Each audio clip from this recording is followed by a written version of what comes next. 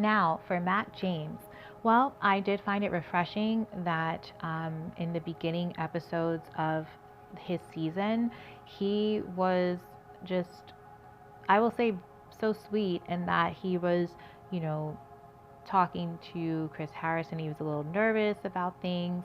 He was praying, which I think I was like forming some tears in my eyes, because it's really nice to know that, he was praying throughout the process. And I just found that to be so sweet, because usually it's like, oh, I'm always praying, I'm doing this, but he was actually praying. He was praying for the women involved. One thing he did so far, or he has done, is that he's been encouraging the ladies to be themselves, to be their, authentic selves and express themselves, and, claim that is something that he really did love. One person he did encourage that with was Victoria, who is in the house, but I think she took it to the next level. She seemed to, have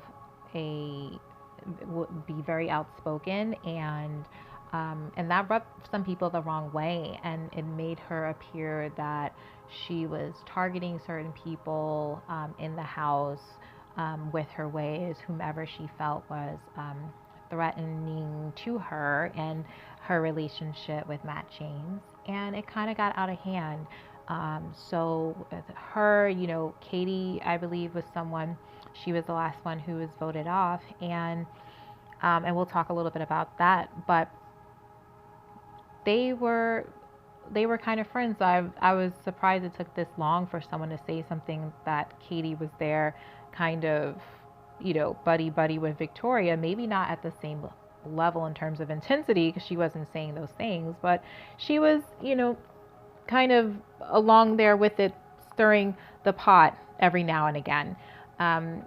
There were some other girls in the house that got voted out because of this, and people did butt heads. One thing that Matt did do, which I always kind of feel is a little much at times, is when they kind of put themselves in the middle of the drama. Now, it did get a little out of hand.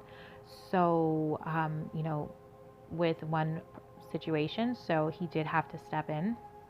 But some of the other things I felt were just kind of what goes on in that house or in that mansion. So, so that's my thoughts so far. Now I feel like it's actually getting more serious, because we have gotten rid of those girls in the house who were bringing a lot of the storylines, I should say. Now, one thing I did want to talk a little bit about briefly was the last elimination that happened. Let me just grab something to drink really. Okay, I'm back. So, yeah, one of the things was the last date. And upon looking at this date in hindsight, I believe there were some clues that she just was not going to last beyond this date.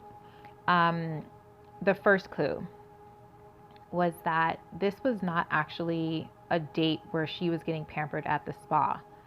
This was a prank date that he was doing on his best friend. Now, it may seem innocent, but this is a telltale sign she was not going to be getting the rose. This is not a date where she is enjoying herself, and being pampered, and it's, something nice that he's thinking about her on a date. This is more of like, I don't even know if you can say high school, but maybe like elementary sort of date, where they are pranking his best friend. And I just felt that this was not like the best way to make a first impression with his best friend, whom he lived with, or maybe still lives with, in New York City. And I mean, I can't remember everything with the date, but it seemed like she was making a lot of the commands that were happening. And it just, it might have been fun at the time, but she has to remember this is kind of like how she's making a first impression with him. If they do continue to date beyond this series and marry, I would think that he would move out and have his own place.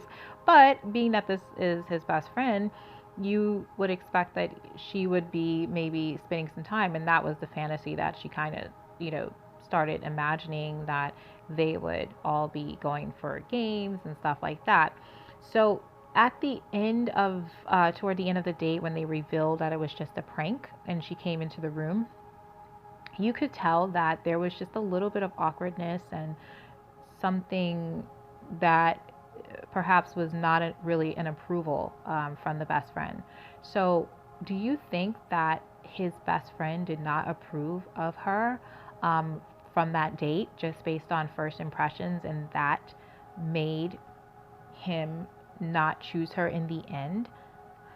It is very, that is a question. That is a question. And again, then moving beyond that date, it was a very, very casual. I've never seen this level of casual dress for a sit-down dinner on the Bachelor or Bachelorette. And this is a candlelit romantic dinner, but just even her dress, she had like a ribbed tee and a puffer jacket. I don't know about for you, but to me, that was a sign that this was not going to go anywhere beyond that evening, because she really didn't get a chance to shine. This was not a one-on-one where she could shine. This is a one-on-one where she was, being very silly and kind of juvenile. And then when it came time for the dinner, there was no, oh, let's go, catch a live band or look at some fireworks. It was, let's sit here and talk about the silliness of it. I mean, it didn't obviously last long, the dinner. So that to me was a clue, and I just don't think that his best friend actually approved of her, and I think that's what really caused him not to pick her in the end as well. Now, do I agree with that? Of course not. I think that he's old enough to make his own choices and decisions, and he's not going to be living with his best friend and his fiance or his wife. In the end, it's going to be him and his wife. Yes, you'll have a group of friends and stuff like that, but at the end of the day, when the lights go out and the doors get locked, it's going to be you and your wife, not you, your best friend, and your... I hope you enjoyed listening.